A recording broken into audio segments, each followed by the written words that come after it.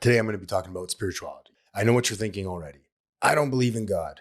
I was brought up Catholic or Christian and fuck all that shit. God ruined my life or church ruined my life. There's a big difference between spirituality and religion. Religion is for people who are scared to go to hell. Spirituality is for people who have been to hell and don't want to go back.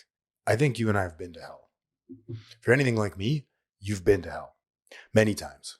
So, what you're going to get out of today's episode is my perception on spirituality and what it does for me. We're going to talk about what is spirituality in recovery, why is it important in recovery, spiritual void in addiction, practical spiritual tools that you can connect with a power greater than yourself or something greater than you, spiritual growth through pain, and then my personal experience with spirituality, how it's grown from when I first came in to 8 years of recovery to now almost a year again, sober and clean, and then how to build a spiritual practice if you're new. What I hope that you get out of this episode is simply this. I hope that people see things differently after this. Shift your perspective. Keep an open mind with this episode, okay? I'm going to be saying the word God a lot. And when I say God, I just mean my perception of God, my higher power. I call it God because it's easy. It's a 3-letter word. You can use great outdoors, good orderly direction, group of drunks. If you go to recovery meetings and you use the power of other people, a collective of consciousness as your power, your guiding force, it's simple. It's a guiding force. It's an inner teacher. I believe in every man, woman, and child, there is this idea of God, this idea of spirituality. When we're living in addiction, we're just not tapped into it. And I believe that everybody has a longing for this connection. We're just asleep most of the time. So I challenge you, wake up. Conscious contact with a power greater than yourself will do wonders for you in recovery, in life in general. But it has done wonders for me. And I'm going to explain how. So again, spirituality is not dogma. It's not religion. It's connection, meaning, and it's things that help us stay grounded when things get loud in life. It's a lighthouse, a North Star, if you will. Again, hi, I'm Anthony. I'm an addict and alcoholic in recovery. I came into recovery in 2015. I put together 8 years clean and sober. I relapsed at the 8-year mark, went out and did some more research. Don't recommend it. Now I'm back. I work at a rehab. I'm an admissions counselor. I also create videos on social media. If you're not following me yet, at Recovering Out Loud Pod, I do some funny stuff, some tips, some tools, some relatable stuff. Hopefully you get something out of it. If you like my content, I am not making any money off this. I do it solely out of the service to stay sober myself and to help the still suffering addict or alcoholic. Please like, subscribe, follow, rate the podcast. It means so much to me, please. So my intention today is not to make you believe in anything specific. It's about exploring what keeps you sober when your willpower isn't enough. I can't explain my idea of God. I just know that there's some sort of force out there that guides me through my days and keeps me on the right path. When I choose to listen to it, I see the miracles all around me. When I choose to block myself off from it and live in ego and control everything and do things my way and try to manipulate outcomes to suit me, I am asleep. I am not in contact with a power greater than myself, which I call God.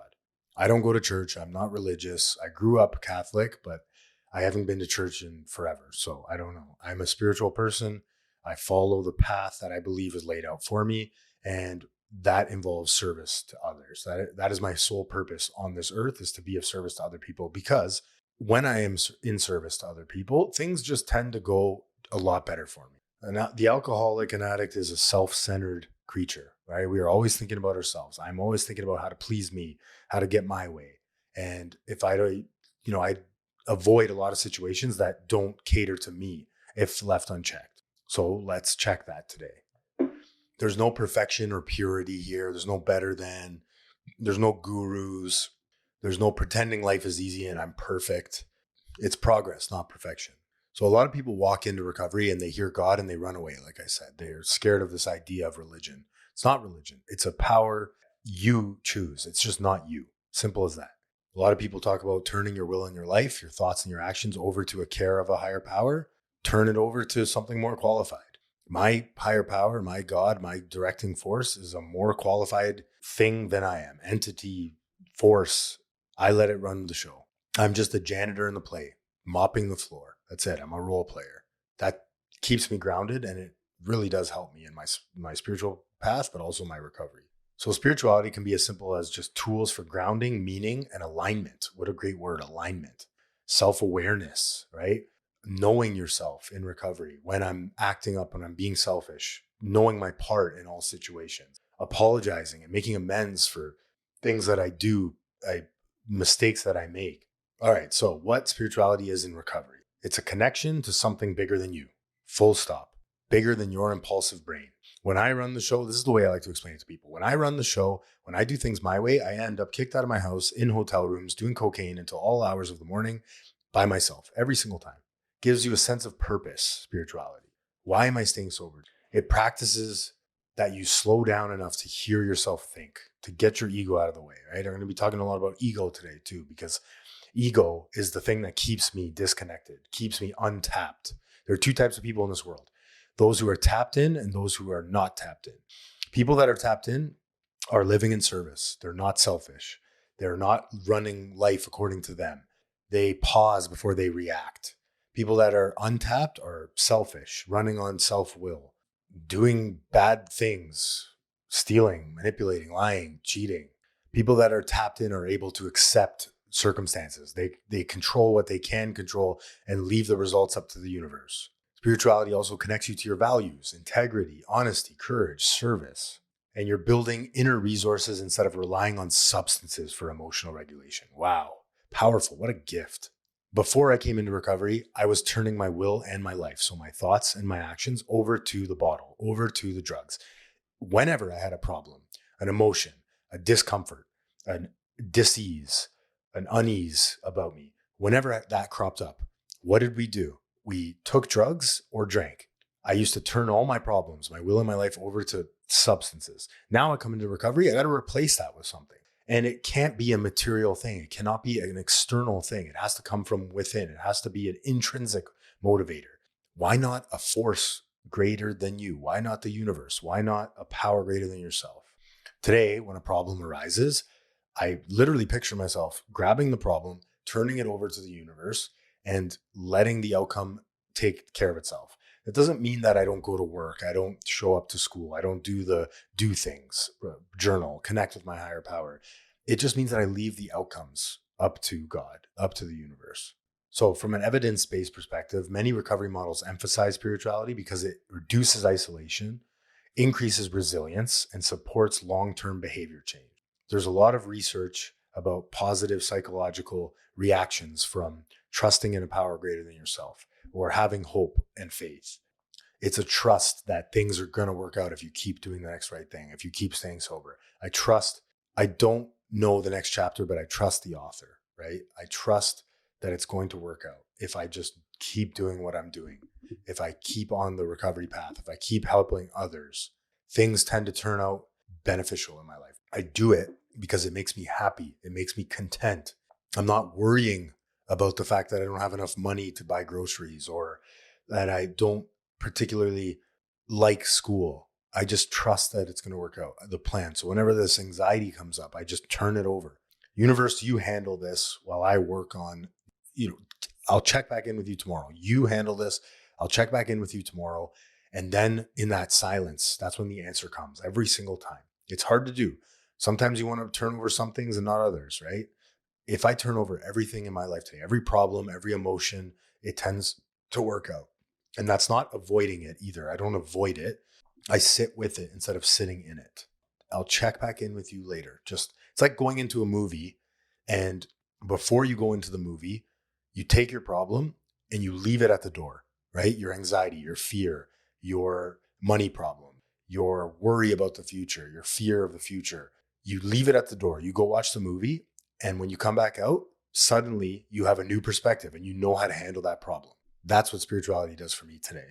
Okay, so the spiritual void in addiction. So addiction shrinks your world. You get this tunnel vision, this disconnection, loss of purpose. You're only focusing on pleasing yourself. I'm only focusing on pleasing me, getting high, getting drunk. It starts with shame. It turns into hiding, into isolation. The real addiction is often escape, not the substances, right? I'm not looking to get high. I'm looking to escape reality. I'm looking to turn my problems over. Like I said, I'm looking to check out. Spirituality fills that void that we have in addiction by giving you direction, rebuilding your identity, learning about yourself. Like I said, the self-examination, honest self-appraisal, reconnecting you with other people, because my higher power, my God, speaks through other people, creating meaning out of pain. So all the bad things that happen in my life is lived forward and understood in reverse. How many times have bad things happened in my life where they've turned out to be the greatest gifts ever? I just haven't seen it at the time because my perspective was skewed. As time passes, my perspective changes, my perception changes.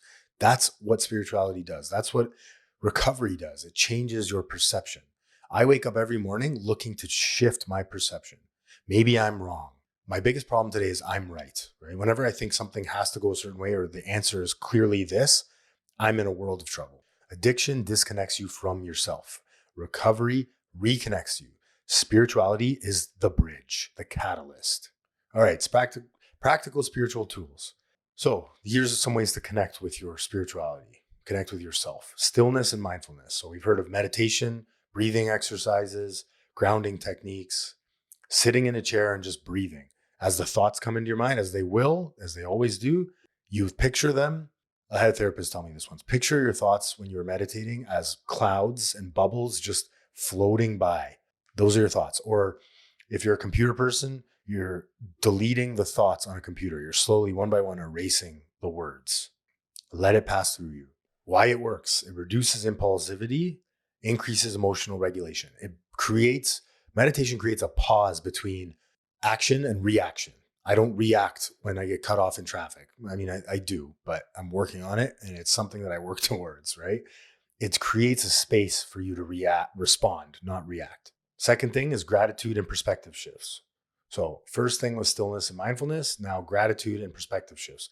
The brain literally rewires when gratitude is practiced constantly. So that's a gratitude list every morning.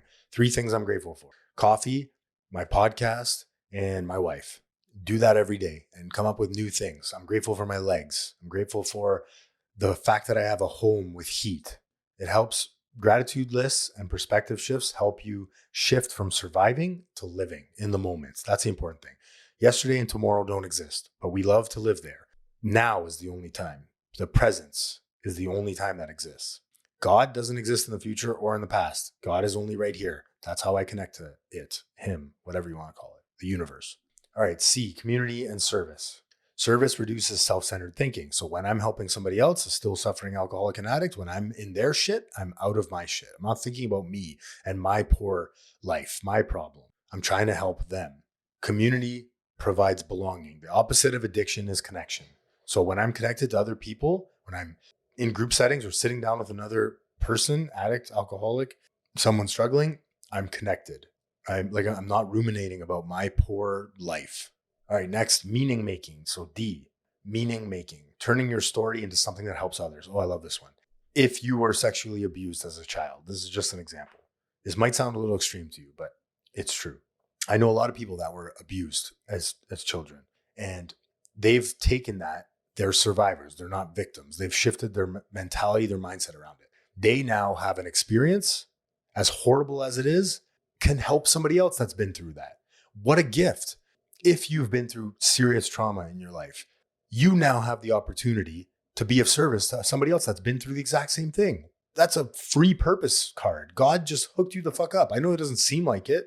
Maybe that sounds outlandish and crazy to you, but you can be of service to somebody that's been where you have been, that's been through what you have been, where nobody else can. It helps you understand the why behind your sobriety. I've been through some shit. Now I can use that experience. Relapsing after 8 years is a perfect example. I can use that experience to help others avoid that horrible situation and not relapse after long-term recovery, because it's a fucking horrible experience.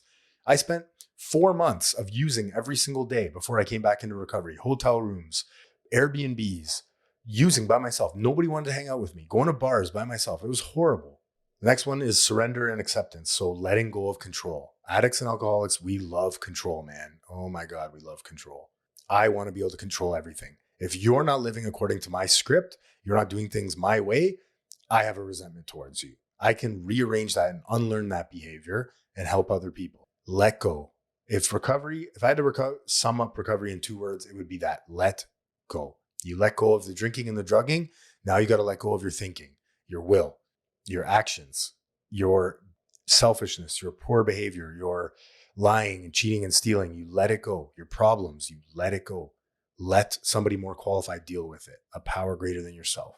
Accepting reality without collapsing into hopelessness, right? This is a good one. When things happen in my life, am I able to just accept them? The faster I'm able to accept things in my life, outcomes, situations, circumstances, the better off I'll be. And that doesn't mean I get to, have to be a doormat. It just, I can accept things that I can't control, like gas prices or the prime minister or laws that are being passed or the fact that some people still think addiction is a choice and not a disease. I can let that go. And I can just say, I'm a role player playing my role. I'm on my spiritual path. Thank God I am not playing that person's role today. The angry man at work yelling at everybody and screaming and being miserable all the time. Thank God I don't have to play that role today. Another thing that helps me with when people piss me off, this might help you too. Alex Hormozy said it. It's when somebody does something that I don't agree with or vice versa, but when someone does something that pisses me off, I can simply now say to myself before reacting, because I want to react all the time. I want to tell them how they're wrong and I want to be passive aggressive and embarrass them about it. That person is simply not living in a way in which I would prefer. That person is simply not living in a way in which I would prefer. And vice versa. When I piss somebody else off or somebody doesn't like me or the things that I'm doing, I am not living in a way in which they would prefer. Wow, who would have thought? I can disagree with people respectfully and live and let live, not comment on their behavior. All right, so just to recap that one, practical spiritual tools. We talked about stillness and mindfulness, gratitude and perspective shifts, community and service, meaning making, surrender and acceptance. That's a big one, surrender and acceptance. If you can surrender and accept your life on a daily basis, it doesn't mean that you don't have to do anything to change it. I have no control over so many things in this world, especially outcomes. Control what you can control. Leave the rest up to God, to the universe, to your higher power. Okay, next, spiritual growth through pain. That's a tough one. Pain is the touchstone of all spiritual growth. Trauma, loss, relapses all become teachers and experiences where you can help others. Pain is a catalyst for awakening. A lot of the time I have to screw up multiple times before I learn a lesson. For example, not telling the truth. I relapsed after 8 years because I wasn't honest with myself and I wasn't honest with other people. So I had to scrape my knee constantly before I learned that lesson where it was like, I can't even tell a white lie today. I can't, because one lie spirals and it starts this little spark and then it turns into a fire that I'm hiding behind my house. I can't lie because when I do, things just go in a horrible direction. And then I'm using drugs and drinking again because I'm so ashamed about the lie that I've spun up, the story that I've spun up. When everything else falls apart, when the world is collapsing, the sky is falling, spirituality becomes the anchor. I don't know why you're doing this to me, world, universe, God, but I trust you. I trust the plan. It's for a reason. The question that changed my recovery, is what is this trying to teach me? It's a tough one to wrap your head around, but when you're in it and you're going through it and you're struggling, what is this trying to teach me? There is a lesson here. There's a silver lining. There's a reason this is happening. I need to learn something or unlearn something. Using drugs and alcohol and constantly being out there is a perfect example of this. I tried every single concoction of medication and drugs so that I could safely use without going off the deep end and using a whole bottle of prescription pills. Failed every time. I thought I could control it. Had to scrape my knee. Finally learned I have lost my right to chemical peace of mind. I can't use outside things to change my insides, even though I want to. Doesn't work. I have no control once I take one. With everything, all mood and mind altering substances. I had to relearn that, and it was hard and painful, but it taught me a lot. My relapse taught me a lot. Okay, next, my personal experience. So spirituality to me in early recovery, I don't know. I came in, and when I first came into recovery in 2015, all these people I was hanging around with were talking about God. And I didn't really understand it. I didn't have a problem with it because I wasn't an atheist or I grew up, like I said, in the Catholic Church. So I was intrigued because all the people that were talking about God had 20, 10, 20, 30, 40 years of sobriety, and they were all happy all the time. I didn't know what they had, but I wanted it. And if you want what we have, you have to do what we did. So I was interested. I was intrigued. There have been many moments in my sobriety where spirituality saved the day. I mean, honestly, every day when I have problems or anxieties or fear, I literally pause and I stop and I talk to my higher power. I pray. I turn it over. Take this from me, work on it. I'll check back in with you. And it works. It honestly does. And yeah, your definition of spirituality will change over time. Your relationship with your higher power will change over time. I talk to mine all day, every morning, every night. I thank him every day for another day sober. And then in the morning, I ask him to guide me. I ask him to help me do the next right thing, to be of service, to get out of my own way, to get out of ego, to stop being selfish. So for me, prayer every morning, prayer every night, and then some meditation here and there. You don't have to do that, but that's what works for me. Okay, how to build a spiritual practice if you're new.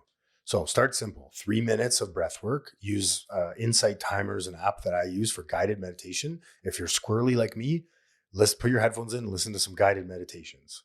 Journaling is another one. I do that every day. I journal out whatever's on my mind. It helps with creativity. It also helps get the shit out of my head. Write down what I'm grateful for. And I also clear my mind. I freehand write 2 or 3 pages. Try new things if you're new. Be open-minded. All you need to get sober is honesty, open-mindedness, and willingness. How do I get sober? How? HOW. Honesty, open-mindedness, willingness. I got to be willing to try new things that other people are doing and it's working for them. The best part is it's free. There's no strings attached. It's just, you got to just wrap your head around, maybe I'm wrong. Maybe I don't have all the answers to living a good sober life. And then create your own conception of a higher power. You can, whatever you want. I've heard people have their dogs or their, deceased parents be their higher power. It doesn't have to be the guy. It's definitely not the guy with the beard in the sky. It doesn't have to be the Judeo-Christian version. You choose your own conception. It could just be nature, the universe, a guiding force, the force from Star Wars. I really want to encourage curiosity here. Ask more questions. You don't have all the answers, and that's okay. Try new things. Learn how to play the piano. Be a beginner mindset in early recovery. Be a sponge. Spirituality is a skill, not a switch. It's not a performance. It's a learned skill that comes with repetition and practice. Okay, so in closing, spirituality equals connection, meaning, grounding, and purpose. It's something you won't want to miss. Okay, believe me, it is a beautiful thing to be connected to a power greater than yourself. Spirituality grows as you grow. So if you haven't figured it out yet or you don't know what it is, that's okay. It'll grow over time with practice. And I still can't define mine. I still can't explain it to you. It's just things in my life happen that seem to line up sometimes where I'm like, was it odd or was it God, right? Was it a coincidence or is this part of the plan? Getting a job at the rehab that I worked at is a perfect example. I hated my old job. And I got a call from a friend of mine that owns a rehab and he offered me a job, like almost perfectly in time with when I was thinking about leaving my other job. Now I work at the rehab. I love it. I absolutely love it. There is a plan for you. Just got to pay attention to it and be open and willing and clear your head of all the perception problems. I don't have problems today. I have bad perception. I'm looking at things wrong. I'm looking at the glass half empty all the time, not half full. I encourage you to find something that brings you peace. So a place, a quiet, a home sort of feeling, this like out in nature, you're connected, hiking, whatever it may be. Find that place, find that thing. What's one thing that makes you feel connected today? Could be people, could be coffee, could be going for a walk, could be praying, meditating. All right, guys, that's it for me. Thank you so much again for listening and subscribing. Thank you to all my loyal subscribers and listeners. And DM me on Instagram at Recovering Out Loud Pod. I answer every single DM of mine, probably because I'm not that big yet. And when I get bigger, I might not be able to answer everybody. But right now, I look at every single message. So if you're struggling, if you want me to talk about something, if you want to come on the podcast, more than willing to have you. Just send me a message. Remember, recovery is simple, not easy.